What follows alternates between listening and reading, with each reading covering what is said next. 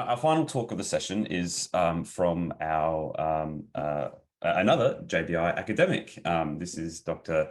Ashley Whitehorn, and Ashley is going to be taking us through a few tips for writing. So hopefully this will flow nicely from Mariana's presentation about completing your thesis. So Ashley, whenever you're ready, you can start sharing your screen.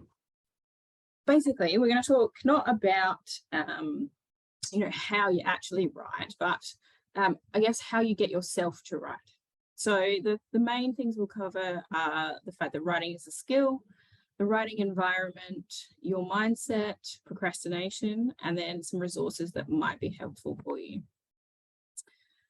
So writing is a skill, and like any skill, that means you have to practice. There's no other way around it. The only way to get better at writing is to write. And so that means you need to start writing early, which is probably before you feel like you're actually ready to start writing. So I would argue that no matter at what point you are in your master's or PhD journey, unless of course you've submitted, there is something that you should be able to write.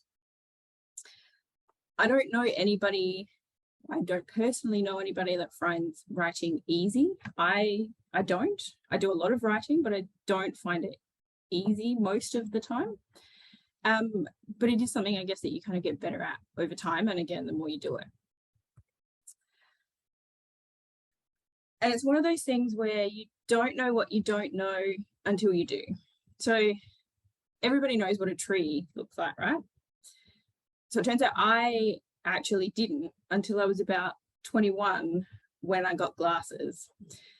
So, I mean, fundamentally, you know what a tree looks like in your head, like you can make that picture, but it basically just looked like a big green blob for me.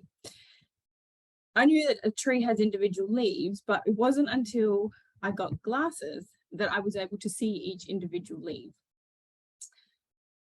And I can still distinctly remember over 10 years later, the first time I actually saw a tree. Like, it was mind-shattering for me. Because you just don't know what you don't know until it's shown to you what it should look like. And so in terms of getting better, I guess getting feedback is one of the key areas that I guess is really important. But getting feedback early and often is important.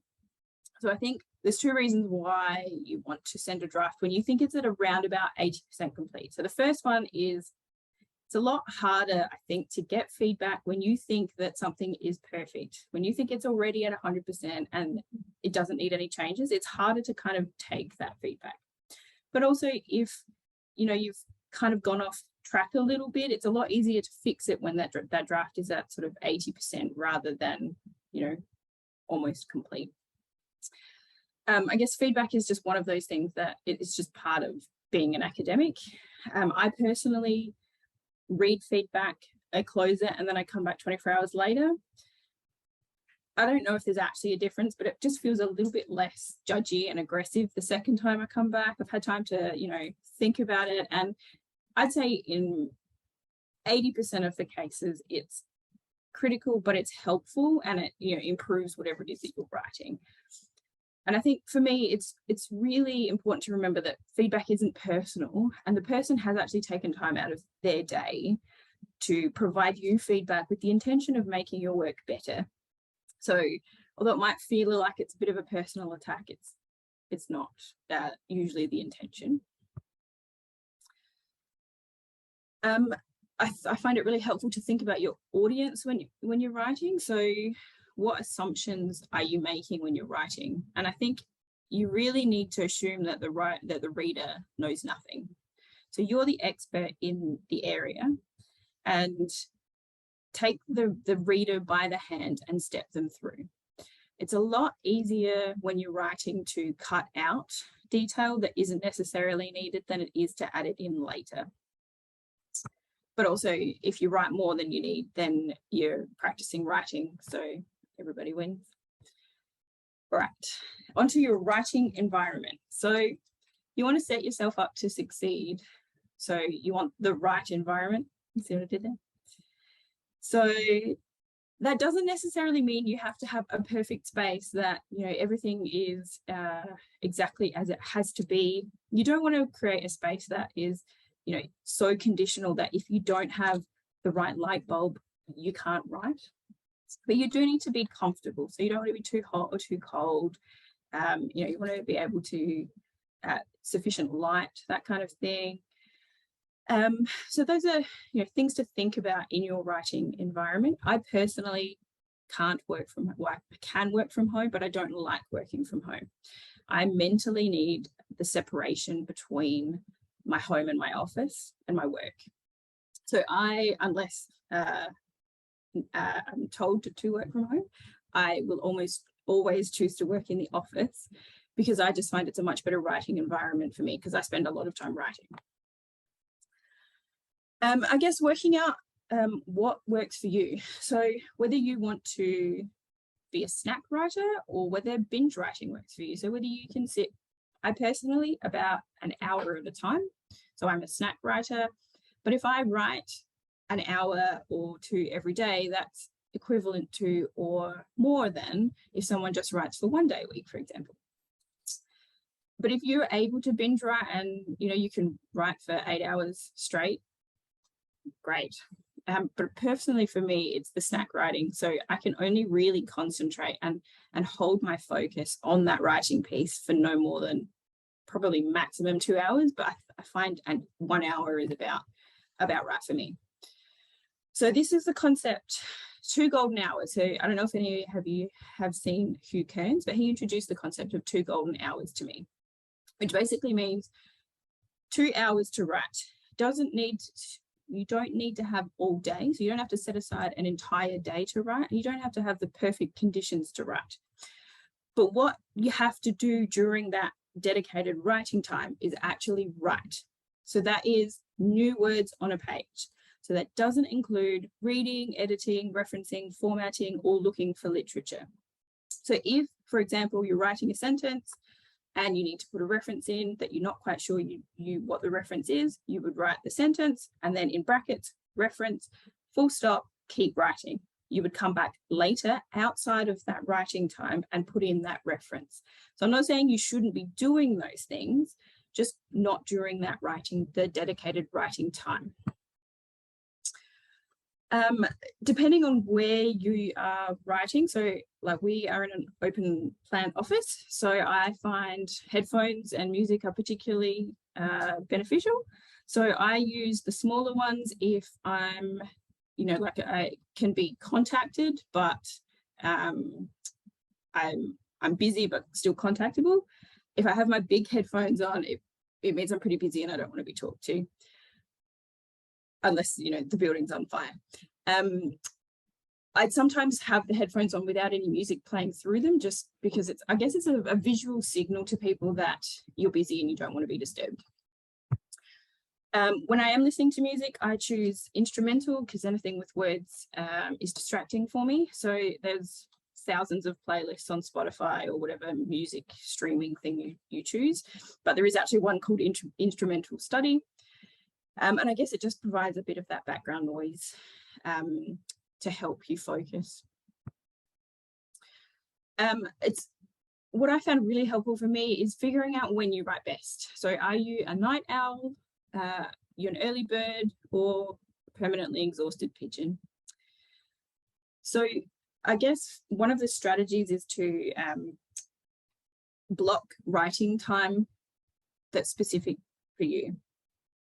So if you are a night owl, there's probably not much point in trying to get up at 5 a.m. before you start work to write for an hour, because it's probably not going to be your best, your most effective time of writing.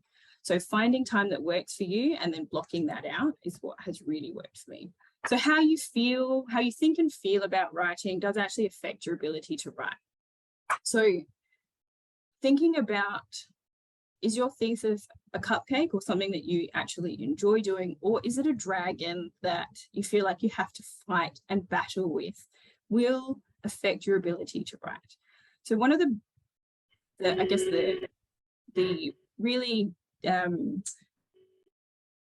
guess light bulb moments for me when I was doing my PhD my supervisor said to me, your thesis is not what's keeping you here, it's the door that lets you out, essentially. So you have to build the door to get you out. And it doesn't really make much sense now, but at the time, it just made sense to me that, you know, this wasn't a bad thing. It was how I would, you know, show the world that I knew what I was talking about. And so you don't always have to love your thesis and your writing, but just think about or notice how you think about it. All right, procrastination is probably one of the biggest barriers. So most of you probably know what procrastination is. It's around about, so maladaptive means that it affects your life or whatever it is. It interferes with what you're doing. So around 20% of adults, but probably doesn't surprise you at all to see that estimates of around 80 to 95% of college students report maladaptive procrastination. And I would say the only population group that gets even close to college or to students would be toddlers before bed. Their procrastination is like off the charts, but yeah. So, but recognizing that chronic procrastination is detrimental to your health and well-being, but also to your goals, and then obviously ultimately your success. Okay, so what can you do to fight these? So this is a nod to Danielle with some procrastibaking for those that were at the last research school. So Danielle procrastibakes. I am a procrastinator. So I guess the first thing is to just notice when and how you procrastinate. So if you sit down and you've blocked out time for writing and you suddenly feel the urge to clean out your Tupperware cupboard and find, the missing lids for all of the containers, just recognize that. You don't necessarily have to act on it, but the first step to fixing anything is to recognize that it's a problem. Goal setting. So most of you would be aware of SMART goal setting. More recently, I've come across so goal setting, that's you set 2 goals in the week. So you set a realistic goal, which is the bare minimum that you think you can achieve in that week.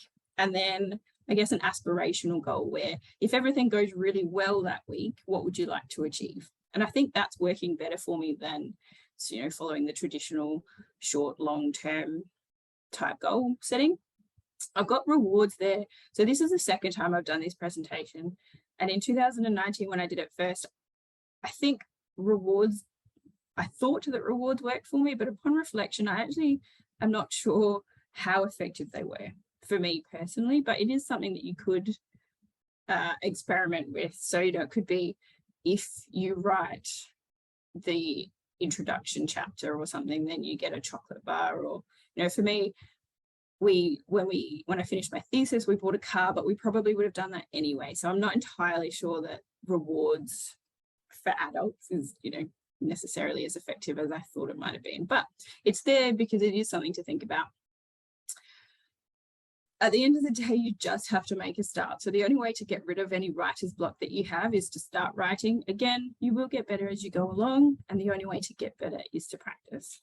I've talked a little bit about scheduling or blocking writing in your calendar. So making sure that is in times when you are at your optimal writing is definitely beneficial, but obviously that has to work around, your work schedule and stuff like that. Switching off your email and your phone during those designated writing times. So unless you are on call, the chances that something really bad, the world ending in that 1 or 2 hours that you're writing are fairly slim. So you can probably get away with a couple of hours offline just for that writing period. It's really easy to get distracted. So then next level strategies are, you can actually get software and phone apps that block basically everything. And I did have to use these during my PhD. So I, at one stage, had convinced myself that essentially if I was present at my computer in the office, then that was enough. But obviously it's not.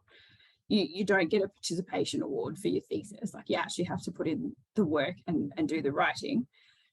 But So the way I ended up getting out of that really bad habit was through cold turkey, which basically is a software program that blocks your access to everything except what you tell it to. So you can block everything from just Facebook all the way through to the internet. You can block everything but like a Word document if that's kind of where you're at. And the same with your phone. So I don't think I had a particularly smartphone when I was doing my PhD, but since then I have sort of looked at, you know, when you become sort of addicted to your phone, there are a few apps. So like just in Google Play, there's Forest, where if you don't look at your phone, then the tree will grow. Stay Free. Basically, you can choose which apps you're not able to access for a period of time. And then the Lock Me Out just basically blocks access to your phone. Obviously, it has, you know, if there's an emergency or something, it has options to be able to, you know, counteract that. But if you are really struggling, then I would recommend having a look at some of these just for, I guess it's a short-term circuit breaker. I don't need them anymore, but they were definitely very helpful when I was at the height of my procrastination during my PhD. So there are some really good resources. So I will say that none of these ideas came from me. Most of them are Hugh Kearns from I Think Well. If you ever get the opportunity to see him present, he is just a fantastic presenter. I would highly recommend it, even if it is online. But there are some resources there. I'm not sure I can share these slides with you that you can have a look at. The Thesis Whisperer has some really good resources about, I guess, the PhD or even just the writing experience. Just, you know, it's hard for everyone, and the types of things you can do to kind of help, I think I got onto her when I was doing my PhD and found her very helpful.